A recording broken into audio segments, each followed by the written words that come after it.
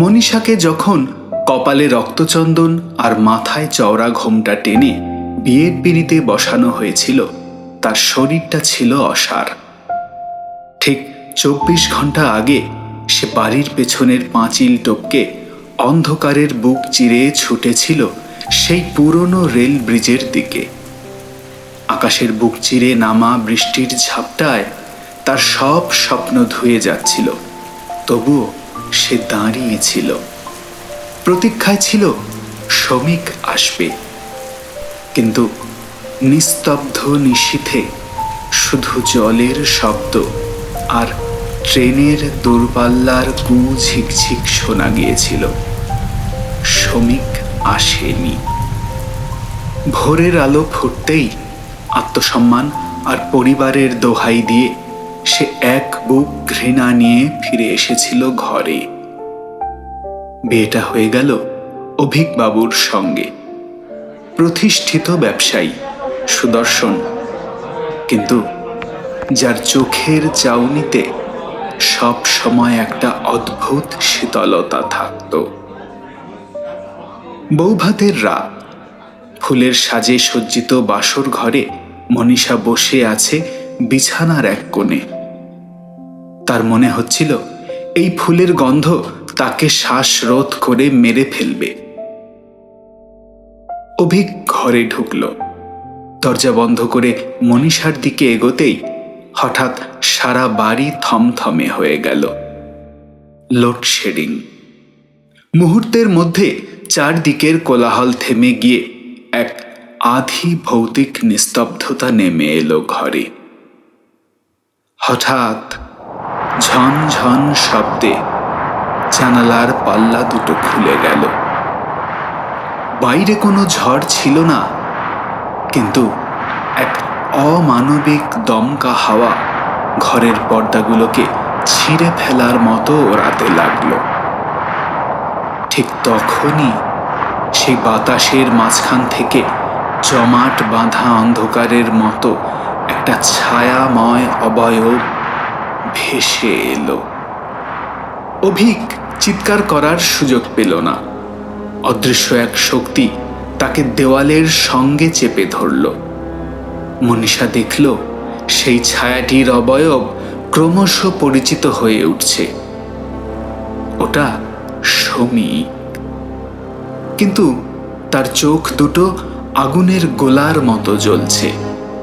শরীর দিয়ে ঝরছে টাটকা রক্ত। অভিকের কণ্ঠনালী চেপে ধরেছে সেই ছায়া। প্রাণ ভয়ে নীল হয়ে যাওয়া অভিক হঠাৎ আর্তনাদ করে উঠল, আমায় ছেড়ে দাও শ্রমিক, আমি মানছি, আমি লোক পাঠিয়ে সেই রাতে তো তোমায় তোমায় ব্রিজের নিচে খুন করেছিলাম, যাতে আমি মনীষাকে পাই। আমি সব নষ্ট করেছি। মনীষার পায়ের নিচ থেকে মাটি সরে গেল। যাকে সে বিশ্বাসহীন প্রতারক ভেবে ঘৃণা করেছিল, সে আসলে সেই রাতে তার জন্যই প্রাণ দিয়েছিল। আর তার পাশেই বসে থাকা এই স্বামীটি আসলে একজন নৃশংস খুনি। শ্রমিকের ছায়া এবার অভিকের দেহটাকে এক ঝটকায় দূরে ছুঁড়ে ফেলল। মেঝের কোণে কুঁকড়ে পড়ে রইল পঙ্গু চলৎশক্তিহীন অভিক। তার চোখ দুটো আতঙ্কে স্থির। শ্রমিক ধীর পায়ে মনীষার সামনে এসে দাঁড়ালো। তার ঠান্ডা স্পর্শ মনীষার কপালে ঠেকতেই এক অব্যক্ত শিহরণ বয়ে গেল। শ্রমিক ফিসফিস করে বলল, ও তোমায় কোনোদিনও সুখী হতে দেবে না মনীষা। এই মিথ্যা পৃথিবীতে তোমার কেউ নেই। চলো, আমার জগতের কোনো সীমানা নেই, কোনো অভিক নেই। এবার আমরা নতুন জীবন শুরু করি। আসবে আমার সঙ্গে।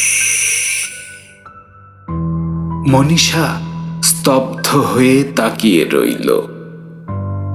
একদিকে তার মৃত প্রেমিকের করুণ আহ্বান, যে তার জন্য প্রাণ দিয়েছে, অন্যদিকে মেঝের ওপর পড়ে থাকা তার অপরাধী স্বামী, যার ওপর তার ঘৃণা আগ্নেয়গিরির মতো জ্বলছে। কিন্তু শ্রমিকের সঙ্গে যাওয়ার অর্থ হল নিজের জীবন প্রদীপ নিভিয়ে দেওয়া, এক অন্ধকার অনিশ্চিত জগতের পথে পা বাড়ানো। বাইরে তখন ঝড়ের তাণ্ডব শুরু হয়েছে। অভিকের আর্তনাদ নাকি শ্রমিকের অলৌকিক ডাক, কোনটা বেশি শক্তিশালী?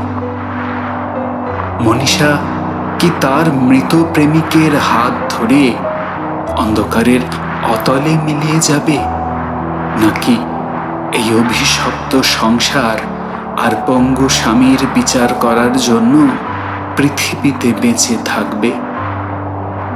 মনীষা ধীর পায়ে জানালার দিকে এগিয়ে গেল। জানালার বাইরে শুধু সীমাহীন অন্ধকার আর হাত ছানি দেওয়া মৃত্যুর শীতলতা। তার সিদ্ধান্তের ওপর নির্ভর করছে আজ রাতের শেষ পরিণতি। মনীষা কি পারবে চিরকালের জন্য সেই ছায়ার সঙ্গী হতে, নাকি ঘৃণা আর প্রতিশোধের আগুনে পুড়ে এই পৃথিবীতেই রয়ে যাবে সে?